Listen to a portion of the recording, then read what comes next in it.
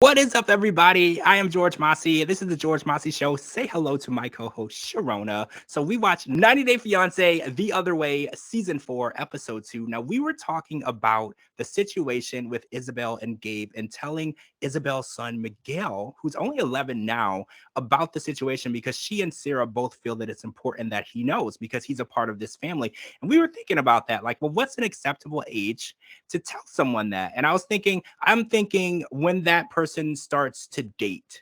I'm feeling like that's the best time to tell them because what if they have an encounter with a transgender person and they're not aware that they exist? So I feel like it's important to make sure that he's aware of it, but like at the right age. So that brings us to when's the right age for a boy to start dating? Oh my God. I don't know. I feel like kids start dating way earlier now than they used to. That's So, true. who knows? Like, I don't know how, down in Colombia, if there's a lot of people that are trans. I mean, there probably are. I feel like they're everywhere now. It's very Mhm. accepted, which is amazing. So, even now, just kind of like opening it up to him, they could start, because there's so many kids. You never know what kids are going to say at school. Like, some kids Mhm. could be trans, some kids could know their sexuality already. I mean, 11 is kind of a good age. That could be a good age. You're getting to the point where you're hitting puberty, you're going to start dating. So, it might not be bad. Education is the best Yes. policy. And I feel like when we educate our youth, that's when we start to see a decline in these stereotypes and the Yeah. bullying and the intolerance. Because the earlier you teach them what's going on around them, the less time that they have to spend rejecting it, and the more Hmm. time they have to spend accepting it.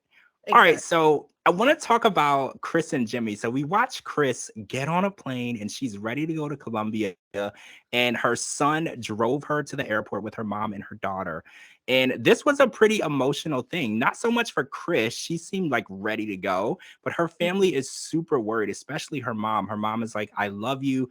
I want the best for you. I want to see you again. I want you to be happy. But you could Hmm. tell, like, her daughter and her son and her mom, they don't want her to go. They've never met. This story really gets me because Chris and Jimmy have never physically met. They've been talking on the phone for over a year, FaceTime. And then we learned from Jimmy that, first of all, Jimmy was a child model, then beauty pageant contestant, and then beauty pageant coach. I feel like that's good information to have. She's so Yeah. beautiful. All of that makes sense, you know? Hmm. So I was like, that makes sense about her. But we also learned from her that there was a time where Chris ghosted Jimmy, and Chris told us her side of the story. And then we got Jimmy's side of the story, and Jimmy said that she ghosted her more than once. It was 4 days once, and then a few days the next time. And then the third time, Jimmy had had enough. She was like, I just lost my grandmother, and there was a lot going on, and I needed her to be there for me. So she said, Hmm. I reached out and I started talking to the girl in Texas because I felt like she didn't love me. She wasn't there for me. She wasn't someone that I could count on. And I kind of felt that. You know, Yeah. when you need someone the most, that's when you need them there. And ghosting someone over and over isn't something that you would do to someone you love. So No. I felt like Jamie had the right to talk to this other girl, but her friends did not feel the same way. They were like, no, cheating starts the moment you send that message, the moment you decide. And I was like, well, I don't know, because have you ever been ghosted by someone like more than once, two or three times? I'm never talking to you again, you know? Yeah, I've never been ghosted. I've ghosted people, but I've never been ghosted. So, I mean, if someone did ghost me, and they try to talk to me later on, I would be like, okay, I've already blocked you, so you couldn't even get a hold of me anyway. No one's gonna ghost me, sorry. But yeah, I mean, I don't think that I would come back to that. I don't care how much I love Mhm. this person or want to be with them, especially since I've never met them and I'm in a different country. So it's not like I can call someone up and be like, "Hey, look at what they're doing," or go, let's, figure out what's going on.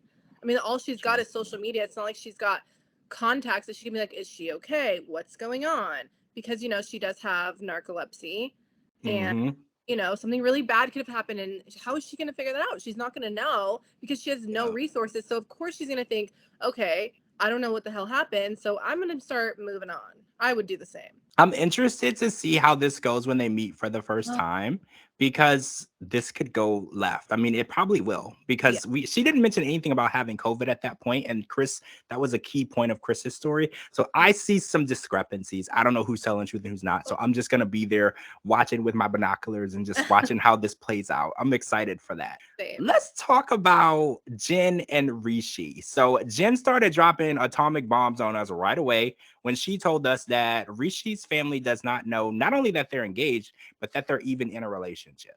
Now, Ugh. Jen, I'm super worried because you're leaving the country to go live in a country. And this sounds super familiar, first of all, because Jenny went over there to be with Submit, and his Mhm. parents thought that she was his friend. And Yeah. that didn't work out very well. And we found out on the preview that the family is seeking prospects for wives. I Oh mean, yeah. the someone from a village reached out and said that they were interested and they're showing him. He needs to tell his family. But at the same time, he wants a love marriage. He decided that he wanted to be with someone that he loves, not someone that his family chose for him, which they accept over there. The issue is when that person is not of Indian descent. Yeah. That's where things get complicated. And we know that Jen is not of Indian descent. So is this going to be a situation that we've seen playing out before? Because it's been like a 10-year situation with Jenny and Submit. And Submit's mom looks like she's taking this to the grave. You know, she just feels a certain type of way about the way this situation played out, and she's never going to accept it. And I'm super worried that Jen is going to be in that same predicament. Yeah, I feel the same way. I mean, like, oh, we've seen this happen. And the fact that, I mean, like, Submit was married. He had to do the whole arranged marriage, and now they want to do that with Rishi. Like, I mean, the fact that they have prospects, regardless if he said he wants a love marriage, they're still looking at prospects for him. Yes. So I just don't know how well this is going to go. I feel like it's going to go very similar to what we've seen before. And, I'm kind of scared for that. Me too. That's a very, very far, long way away from home to be Yes.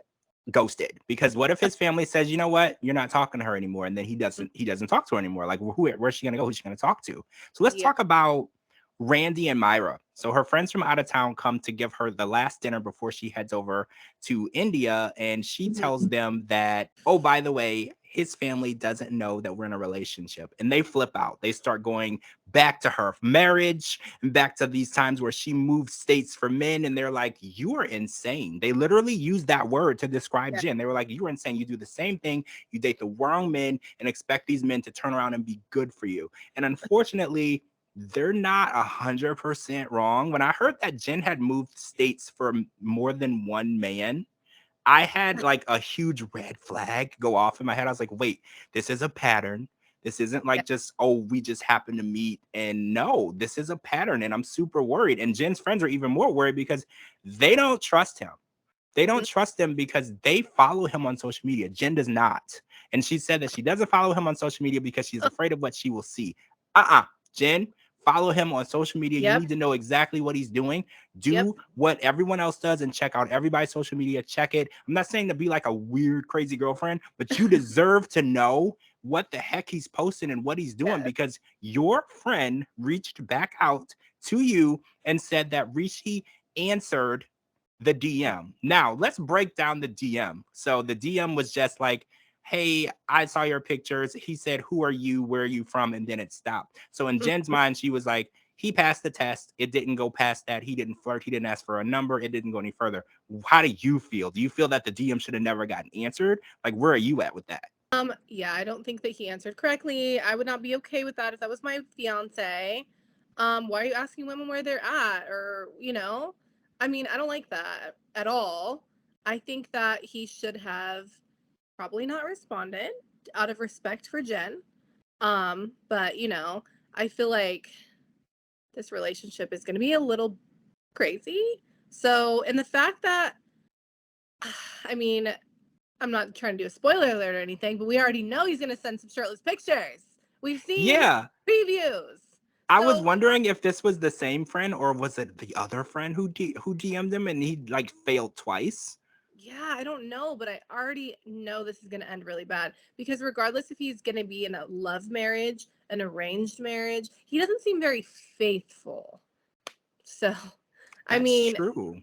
you shouldn't be DMing women back at all like that. Or you could just been like, okay, or I don't know, thank you or whatever. Something polite if you really needed to respond, which you don't because you have a fiance. But you could have liked the message. I don't know. You don't have to respond. That's true. Every DM does not warrant a response. I get some pretty mean ones. So they don't always like warrant a response. And it's like you said, and also like her friend said, there's no sign of Jin on Mm-mm. Rishi's Instagram, and they have spent time together, physically together. So you know that there were pictures taken of them together. None Yes. of them are on his Instagram. And I get that he doesn't want his family to know, but it also doesn't say that he's in any type of relationship. Ugh. So it does seem like this is open season. So if a woman was on his page, there's nothing there that would say that he's not on the market. That's Yeah. also a bit questionable. And it's Yeah. like, if you have a fiance, even if your mom and dad don't know, your mom and dad are probably not on Instagram. So you could probably put a little ring emoji and a female face emoji just to let people know, like, hey, I belong to someone, you know? Exactly. Oh yeah, for sure. I mean, I think it's very weird and it's very wrong. And obviously, like something weird's gonna happen. We already know something weird's gonna happen, but I'm excited to see this like play out because I feel like this is gonna go pretty bad. I hate to say it. I want to root for them. Of course, I want everyone to do well and the relationships to work, but it doesn't seem like this one's gonna work very well. It's starting off bad because the family doesn't know and they're trying to Uh, get him to marry someone else. And who knows, he might actually marry this other person, kind of like what mhm. Submit did to Jenny Yeah, because it was what the family wanted. And then exactly. she's over there in India with a married man, Ugh. right? Like, what does she do from there? And it's like, Exactly. I'm glad she didn't sell everything she had like Chris did. She Hmm. could go back to her mom's house with her brother and her sister-in-law, back to the farm if she needed to. I love the idea that there's an escape plan. You know, Yara with her escape plans. Yara, there's an escape plan. She has a way to get out. So I'm not as worried for Jen because there are people who love her and there's somewhere Hmm. that she can go. Yes. So I'm just scared that there's more to Rishi than we know. Like, is he seeing other women? Because her friends were like, how do you know that he isn't dating anyone other than you or talking to anyone other than you? You don't even follow his social media. And she's like, well, I trust him. You can't Ugh. trust people sight unseen. Exactly. No, I think that I would never be in a relationship like this at all. So I don't know how she has so much faith in this man, but you know what? More power to her, I guess. So in 2 weeks, unfortunately, their choice, not mine, we are going to meet the last couple that is going to grace this season, to grace us with Mhm. their presence. A 43-year-old age difference, a 67-year-old beautiful mom, grandmother. I don't know if she's a grandmother, but she's definitely a mom, is dating a 24-year-old. And this relationship is going to break the internet. I Yeah. know it's going to be crazy. We saw on the preview a conversation with her son regarding her going over to live with Osama. And she's Yeah. super excited. And she's like, I'm old. Just let me have my fun. But it's like, we're still going to worry about you. We have to protect you. That's our Yeah. job. So we're still going Hmm. to worry. We have to make sure that this guy is right. And I just feel like this is going to be crazy because she's Yes. lived her entire life in the United States doing the Oh, things that she wants to do. So going to another country is just going to be trying because as you get older, the idea of you accepting things that you aren't used to or the tolerance level for that is super, super low. yes, it is. Oh man, whew, I think this is going to be the most interesting couple on the whole season. And I am so sad that they waited for the to be last and we have to wait 2 weeks. But like at the same time, like they're really TLC's really trying to bring it up here, okay? They're really trying to hook us. And they did it. So I'm This excited to see. this is quality casting. Quality casting. I'm Oh excited. There isn't anyone on this season that I'm not excited to see where this is going to go. Quality yeah. casting. Good job, guys. You're keeping us hooked. I Yeah. can't wait to see which relationships last and which ones don't. That's No. where I'm wanting to see it. Who's back in the US right now and we just don't know. Oh my god, I know. I'm so excited to see. All right, guys, that is it for this episode of the George Mossey Show, 90 Day Fiance, The Other Way, Season 4, Episode 2, a recap podcast. I am George Mossey. This is my co host, Cherona. Make sure you're following me on all social media platforms at George Mossey, at georgemossey.com, and anywhere you get your podcast. Please, please, please follow Cherona too. Her links are right here at the bottom, TikTok and Instagram. We will talk to all of you guys in 2 weeks. I know, sad face. All right, guys, talk to you soon.